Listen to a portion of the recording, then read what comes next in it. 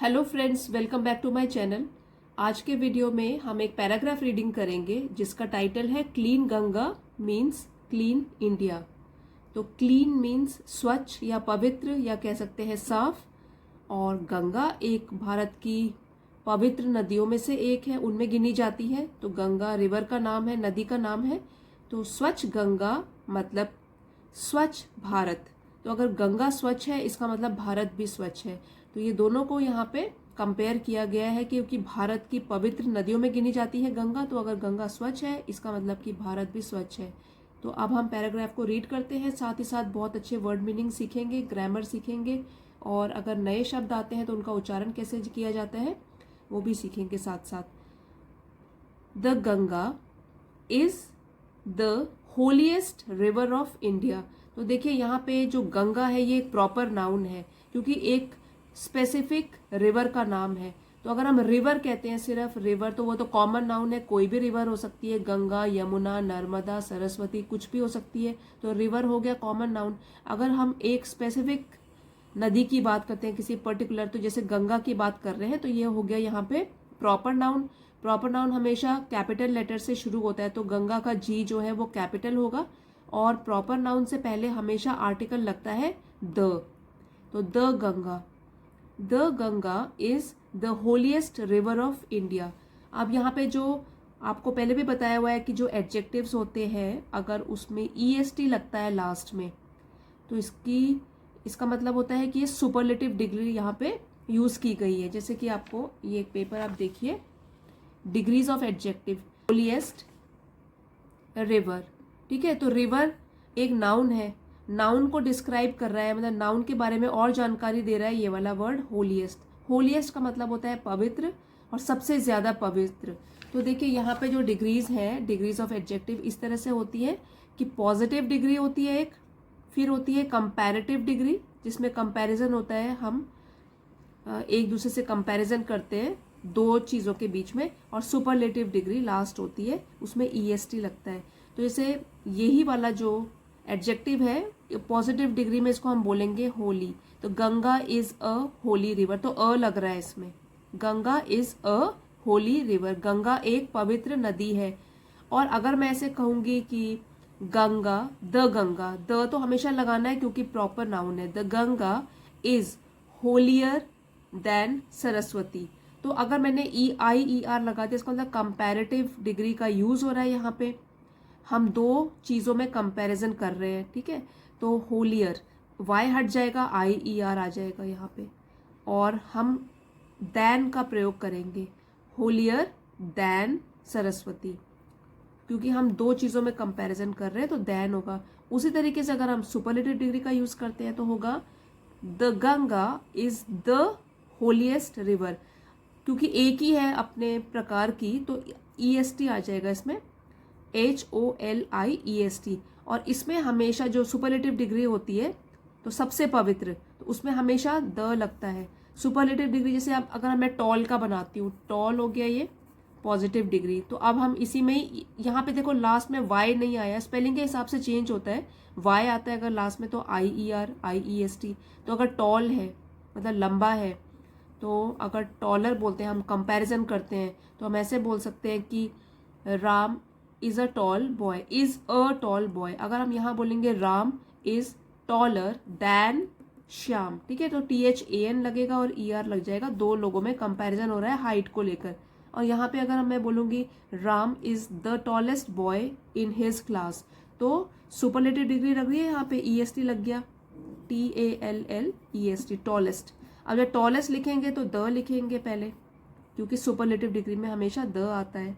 तो the tallest boy in his class. तो इस तरीके से एडजेक्टिव्स ये कई वीडियोस में मैंने पहले भी बताया है, तो आज आपको यहाँ लिख के भी बता रही हूँ। Positive degree, comparative degree, superlative degree, तो ये एडजेक्टिव्स की 3 डिग्रीज होती हैं, और ये आप ध्यान रख सकते हैं। ER लगता है कंपैरेटिव में, EST लगता है सुपरलेटिव डिग्री में। तो अब आगे चलते हैं। तो द गंगा, आपको पता है क्यों यूज किया है, क्योंकि यहाँ पे ये प्रॉपर नाउन है, द गंगा। तो गंगा नदी जो है वो भारत की सबसे पवित्र नदी है, द होलीएस्ट है ये। This is the river that covers the maximum length and breadth of India. तो यहाँ पे डी होता है वो साइलेंट होता है, ब्रेथ बोलते हैं हम, जिसका मतलब है चौड़ाई। तो ये रिवर दिस इज, ये दिस किसके लिए यूज किया गया है? गंगा के लिए, गंगा नदी के लिए।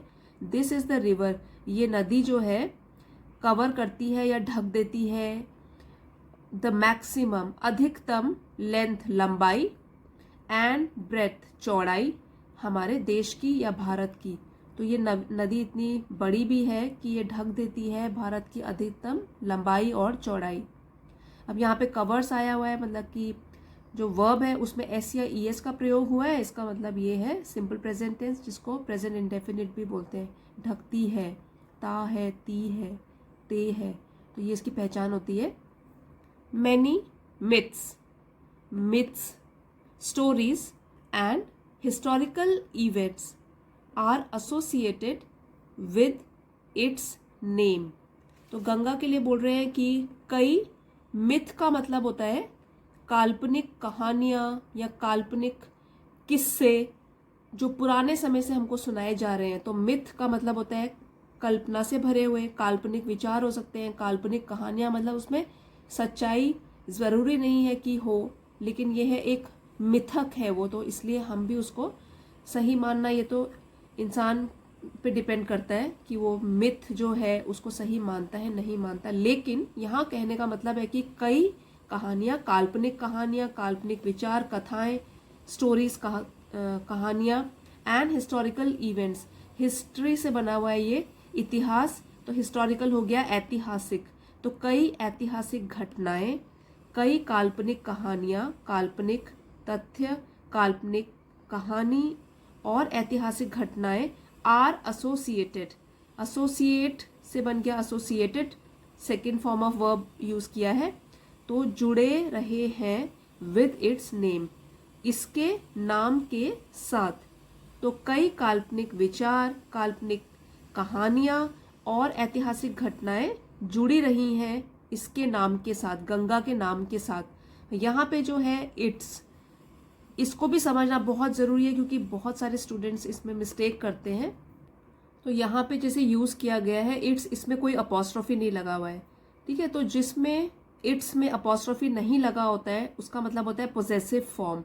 तो ये उसी की तरह यूज़ करते हैं हम, जैसे कि हम कहते हैं हिज हाउस, हर हाउस, तो इट्स हाउस, ठीक है। तो ये क्या शो कर रहा है? पोजेशन, कि इस चीज़ का हक है इस पर। जैसे कि इसका सेंटेंस देखिए, सेंटेंस से समझते हैं। The bird is in its house या नेस्ट। तो जो इट्स होगा विदाउट अपॉस्ट्रोफी, उसका मतलब क्या होता है? पोजेशन बताना। और जो दूसरा होता है जिसमें अपॉस्ट्रोफी आया है, तो ये है कॉन्ट्रैक्टेड फॉर्म। कॉन्ट्रैक्शन मतलब होता है यहाँ पे कोई ना कोई लेटर मिसिंग है, कॉन्ट्रैक्ट कर दिया है, जोड़कर लिखे गए हैं दो शब्दों को। तो हम इसको खोल के लिखेंगे तो बन गया इट इज। तो अपॉस्ट्रोफी का मतलब क्या होता है? Contracted form, it is. अब इसका भी सेंटेंस बनाते हैं। It's fun to go to the movies. तो हम इसको खोल के, जैसे कि बोलने में हम काफ़ी अच्छे तरीके से साउंड करते हैं अगर हम इस तरीके से बोलते हैं, it's fun to go to the movies.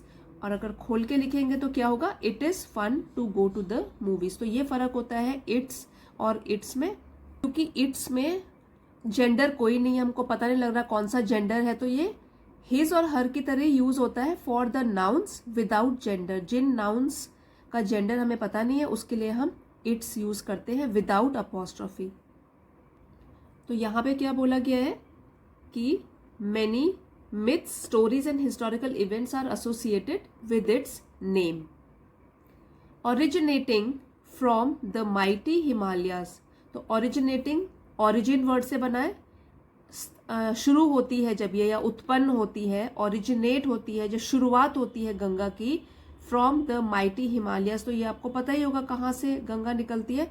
Himalayas की गोद से, हिमालय जो पर्वत श्रृंखला है उसकी गोद से। तो माइटी हो गया शक्तिशाली, तो शक्तिशाली हिमालय पर्वत की गोद से उत्पन्न होती है गंगा। तो originating from the mighty Himalayas, it drains into the bay of Bengal.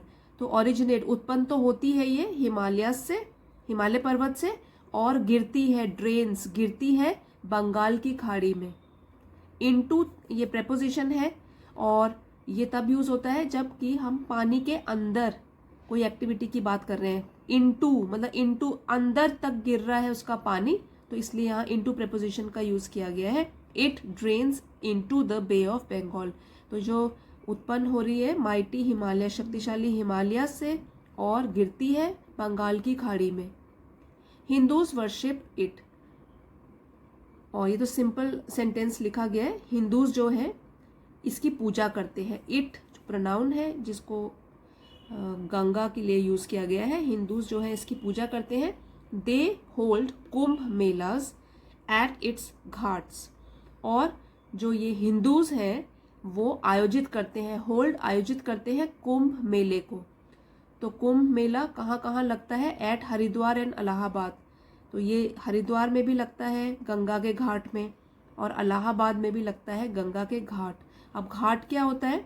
नदी का किनारा, जो कि सीढ़ियाँ बनी होती है जहाँ से उतर के हम गंगा नदी तक जा सकते हैं, तो किनारा ही हो गया नदी का। इसके घाट पर कुंभ मेले का आयोजन होता है हरिद्वार में और इलाहाबाद में। It is difficult to find a Hindu who would not like to have a dip into the Ganga at Varanasi. It is difficult to find, बड़ा मुश्किल है ढूंढना। डिफिकल्ट मुश्किल है, टू फाइंड ढूंढना। ये इन्फिनेटिव की तरह यूज है वर्ब। जब भी वर्ब से पहले टू आता है तो उसको इन्फिनेटिव तरीके से यूज किया जाता है। तो डिफिकल्ट है ढूंढना, पर्पस बता रहा है, ठीक है, कि मुश्किल है इसको ढूंढना। क्या ढूंढना? अ हिंदू, एक हिंदू को, हु जो कि, would not like to have a dip, जिसको कि पसंद ना आए, जो पसंद न करे, टू हैव अ डिप डुबकी लगाना, into the Ganga at Varanasi, कि वाराणसी में गंगा नदी में डुबकी लगाना जो पसंद नहीं करेगा वैसा हिंदू ढूंढना तो बहुत मुश्किल है। अनफॉर्चुनेटली, इट मीन्स दुर्भाग्य से या दुर्भाग्य की बात है। अनफॉर्चुनेटली, तो यहाँ पे ये एडवर्ब है। The river which is so pristine at Gangotri, तो दुर्भाग्य की बात है कि जो नदी, which is so pristine, pristine means बिल्कुल स्वच्छ और साफ होती है, एट गंगोत्री, तो गंगोत्री ग्लेशियर है, आपको पता है, वहां से ये निकलती है रिवर गंगा। तो जो इतनी स्वच्छ और साफ होती है गंगोत्री में, becomes so muddy, dirty and polluted, बन जाती है इतनी मैली, गंदी और प्रदूषित, वाइल रीचिंग वाराणसी, तो वाराणसी पहुंचते पहुंचते क्या बन जाती है? गंगा नदी बहुत मैली हो जाती है, गंदी भी हो जाती है और प्रदूषित हो जाती है। अब क्यों होती है ये? Industrial waste and garbage are dumped into it at different places, क्योंकि जो इंडस्ट्रीज या उद्योगों का कूड़ा होता है, गार्बेज होता है, वेस्ट होता है, और बाकी भी कूड़ा कचरा इधर उधर का होता है, वो फेंक दिया जाता है, डम्प्ड इनटू इट, वो फेंक दिया जाता है एट डिफरेंट प्लेसेस, और अलग अलग जगहों में। ये तो प्रदूषण का कारण बन जाता है, नदी में प्रदूषण बढ़ जाता है। मोस्टली एट कानपुर, और कानपुर में बहुत सारे उद्योग हैं, तो वहाँ पे भी ज़्यादातर कानपुर में भी बहुत सारी उद्योगों का कूड़ा इसमें डाल दिया जाता है। The mighty Ganga Ghats present a shocking spectacled. Mighty means शक्ति रखने वाली, तो गंगा को डिस्क्राइब किया गया, इसके बारे में और कुछ बताया गया है, तो फिर ये हो गया यहाँ पे विशेषण, that means adjective. The mighty Ganga Ghats, तो गंगा के जो घाट हैं वो माइटी गंगा, शक्तिशाली गंगा के जो घाट हैं, प्रेजेंट अ शॉकिंग स्पेक्टिकल, वो तब प्रस्तुत करते हैं एक बहुत ही चौंकाने वाला दृश्य। स्पेक्टिकल होता है दृश्य या तमाशा भी बोल सकते हैं। With dogs, animals, beggars. अब शॉकिंग क्यों है, ये चौंकाता क्यों है हम लोगों को? क्योंकि एक तो ये पवित्र नदी है, और हमको क्या दिखाई दे रहा है? चौंकाने वाला दृश्य क्या देख रहे हैं हम, नज़ारा क्या देख रहे हैं? विद डॉग्स, एनिमल्स, बेगर्स, कुत्ते, जानवर, भिखारी, पिक पॉकेट्स, इसका मतलब होता है जेब कतरे, जो लोगों की जेब काट लेते हैं और उनका कीमती सामान चुरा लेते हैं, तो पिक पॉकेट्स बोलते हैं उसको। जेब कतरे, तो ऐसे चीजें या ऐसे लोग freely mixing with the worshippers and devotee. अब इस टाइप के कुत्ते, जानवर, भिखारी, जेब कतरे फ्रीली मिक्सिंग, खुलेआम मिक्स हो रहे हैं, शामिल हो रहे हैं with the worshippers and devotees. किनके साथ मिक्स हो रहे हैं, किनके साथ शामिल हो रहे हैं भीड़ में?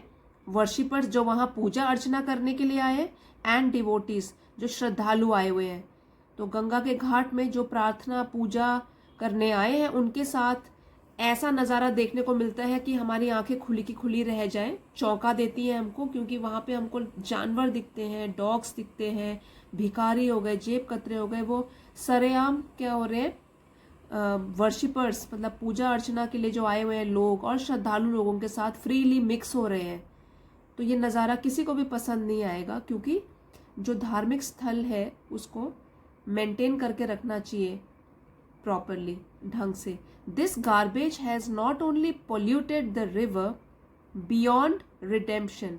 दिस गार्बेज, अब जो ये कूड़ा कचरा डाला गया है गंगा नदी में, दिस गार्बेज, इस कूड़े ने has not only polluted, not only means न केवल नदी को प्रदूषित किया है, पॉल्यूटेड प्रदूषित किया है, बियॉन्ड रिडेम्पशन। रिडेम्पशन मीन्स बुरे प्रभाव से बचाव, कि मतलब इतना गंदा कर दिया है कि वो बचाव से परे हो गई है अभी नदी।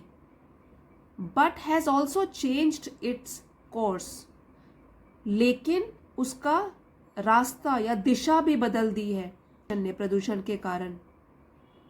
द नमामि गंगे कैंपेन, अब नमामि गंगे एक अभियान है जो गंगा को शुद्ध करने के लिए शुरू किया गया था।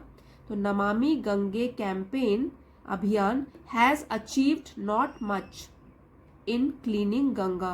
तो हैज के साथ अचीव्ड वर्ब की थर्ड फॉर्म आई है, ये वाला सेंटेंस है प्रेजेंट, हैज है ना, तो है प्रेजेंट परफेक्ट टेंस, हैज के साथ वर्ब की third form, that means present perfect tense. तो नॉट मच इन क्लीनिंग, तो इस अभियान से कुछ ज्यादा हासिल नहीं हुआ है गंगा को क्लीन करने में, even after spending hundreds of crores of rupees. Spend या खर्च करने के बाद, सैकड़ों करोड़ रुपए खर्च करने के बाद भी इसके ऊपर, तो नमामि गंगे कैंपेन में सरकार के द्वारा बहुत सारा बजट दिया गया था इसको क्लीन करने के लिए गंगा को। तो इसको खर्च करने, सैकड़ों करोड़ों रुपए खर्च करने के बाद भी कुछ खास हासिल नहीं हुआ है इस अभियान में। तो गंगा अभी भी जो है प्रदूषित ही है, ज्यादा कुछ हासिल नहीं हुआ। It is the mindset of the people that can make the difference. तो अब क्या करना है असल में, ये माइंडसेट जो मानसिकता है लोगों की, यही ला सकती है अब बदलाव। That can make the difference, difference means फर्क या बदलाव, और मेक ला सकती है, कैन मीन्स सकती। तो यही है कि भाई लोगों की जो मानसिकता है वो अगर बदलेगी, वो इसमें कूड़ा कचरा नहीं डालेंगे, तो यही है एक मानसिकता जो कि बदलाव ला सकती है इसमें। लेट नो इंडस्ट्रियल और human waste fall into the Ganga to pollute it. तो अब ये जो है इम्पेरेटिव सेंटेंस है, क्योंकि इसमें कुछ रिक्वेस्ट की गई है। जैसे अलग अलग टाइप्स के सेंटेंस होते हैं, कुछ सिंपल सेंटेंस होते हैं अफर्मेटिव, कुछ नेगेटिव सेंटेंस होते हैं, किसी में प्रश्न पूछा जाता है इंटेरोगेटिव सेंटेंस। तो ये हो गया इम्पेरेटिव सेंटेंस। तो जो इम्पेरेटिव सेंटेंसेस होते हैं उसमें सब्जेक्ट की ज़रूरत नहीं होती है सेंटेंस में, they do not require a subject, subject की ज़रूरत नहीं होती है। और जब उसको फिनिश करते हैं सेंटेंस को, या तो फुल स्टॉप लगाते हैं और या तो फिर एक्सक्लामेशन मार्क लगाते हैं, इस टाइप का एक्सक्लामेशन मार्क लगाते हैं। और ये ज़्यादातर किस लिए यूज़ होते हैं, जब कोई कमांड, रिक्वेस्ट या इंस्ट्रक्शन देनी हो, तो तब जो सेंटेंस यूज़ किए जाते हैं उनको बोलते हैं इम्पेरेटिव सेंटेंसेस। तो यहाँ पे भी रिक्वेस्ट की जा रही है, तभी लेट से शुरू हो रहा है सेंटेंस। तो आइए पढ़ते हैं क्या बोला गया है। लेट नो इंडस्ट्रियल और human waste fall into the Ganga to pollute it. तो अब रिक्वेस्ट की गई है हम सब लोगों से कि कोशिश करें कि औद्योगिक कूड़ा, इंडस्ट्रियल या फिर ह्यूमन अपशिष्ट, वेस्ट मीन्स अपशिष्ट या कुछ भी प्रदूषण करता है, जो प्रदूषित करता है, जो तो उद्योग का कूड़ा या ह्यूमन कूड़ा जो भी है वो ना डालें हम या ना गिरने दें गंगा नदी में टू पॉल्यूट इट, इसको प्रदूषित करने के लिए। तो कुछ भी वेस्ट जो है वो ना गिरने दें गंगा नदी में। Let it flow with all it's purity, इसे बहने दें। अब यहाँ पे ये भी इम्पेरेटिव सेंटेंस है, तो लेट से शुरू हो रहा है, इसमें कोई प्रॉपर सब्जेक्ट नहीं है।